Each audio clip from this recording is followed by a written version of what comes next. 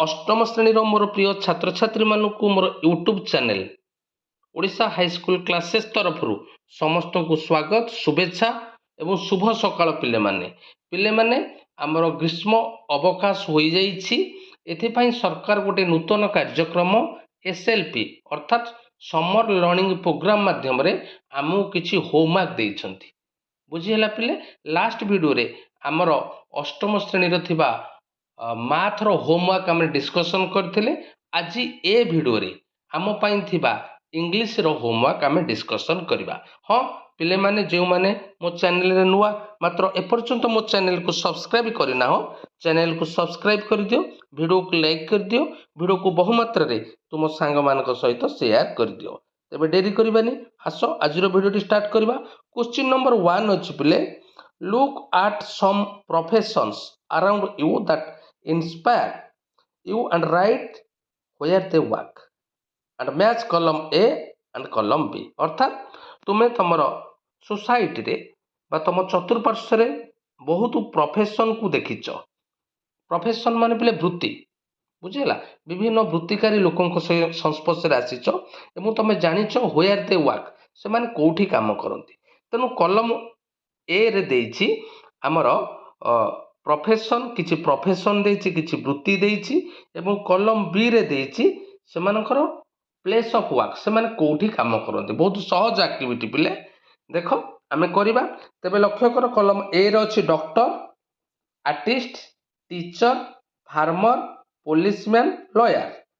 कलम 2 रे देइछि ताकर place of work court, police station, farm, school, studio, hospital. लक्ष्य कर पिले आमे वृत्ति संगे सेमानकर कर्मस्थली को संजोग करबा। तबे डॉक्टर कोठी काम करती पिले ना डॉक्टर हॉस्पिटल रे काम करती बुझीला पिले। तेणु एठी डॉक्टर हॉस्पिटल हबो सो डॉक्टर को हॉस्पिटल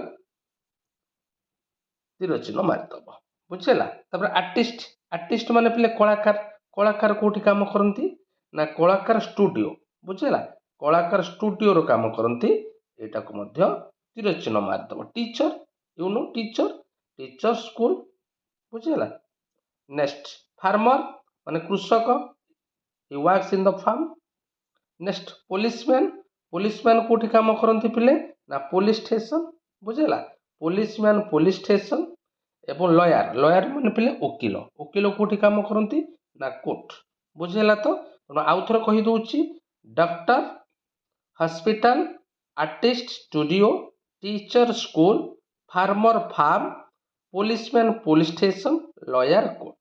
नेक्स्ट क्वेश्चन बुझबा पहले नेक्स्ट क्वेश्चन मध्ये 1 देछि एटा 1 देछि तापरटा 2 दबा कथा किंतु पुनी 1 लिखिछि। अच्छा से क्वेश्चन रे कोन अछि ना if you are a policeman तमे जदि जने पुलिसमैन हबो what can you do for the society society पई कोन करबो।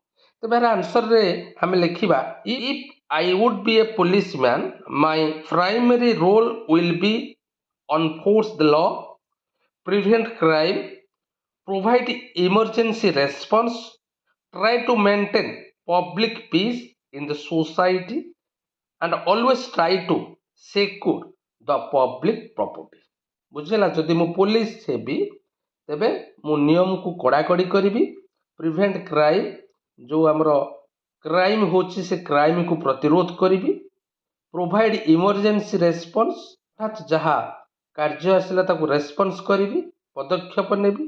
Try to maintain public peace अर्थात मो अंचल रे मो सोसाइटी रे जेंते समस्ते शांति रे रहिबे सेति पय पदक्षेप नेबी। And always try to secure the public property बुझेला पब्लिक प्रॉपर्टी अर्थात जनसाधारणकर संपत्ति रो सुरक्षा करी ए होची मोर ड्यूटी।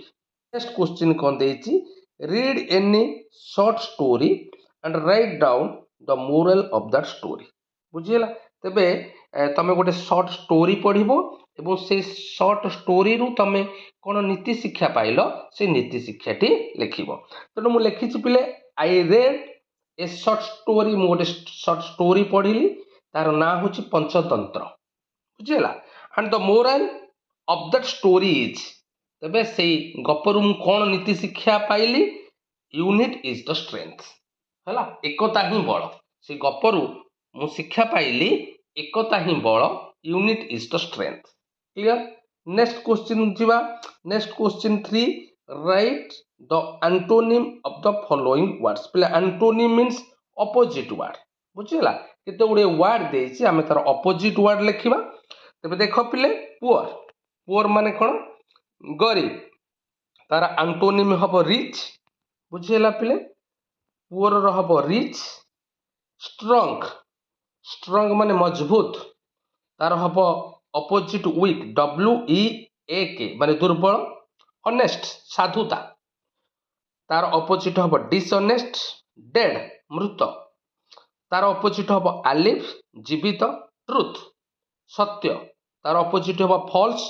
हुड अर्थात मिथ्या falsehood next buy buy माने प्ले किनिबा ता ऑपोजिट हबो सेल बिक्री करिबा स्वीट मीठा तार ऑपोजिट हबो बिटर पिता एक्सेप्ट ग्रहण करिबा तार ऑपोजिट हबो रिजेक्ट प्रत्याख्यान करिबा कलेक्ट संग्रह करिबा तार ऑपोजिट हबो सेपरेट अलगा करिबा वार्म माने उषुम तार ऑपोजिट हबो कूल ठंडा next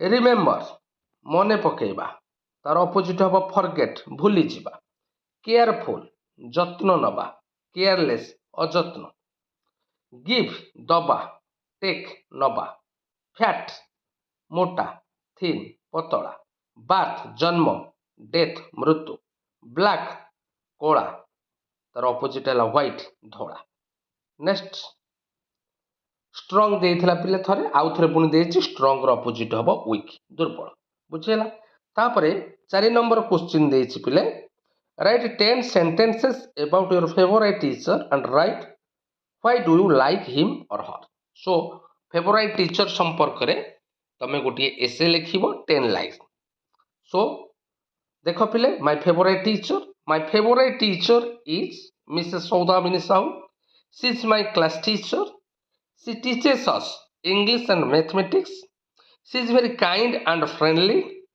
she is very intelligent she works hard and always punctual she never scolded us she takes care of everyone she gives us good advice I like my teacher very much thank you everyone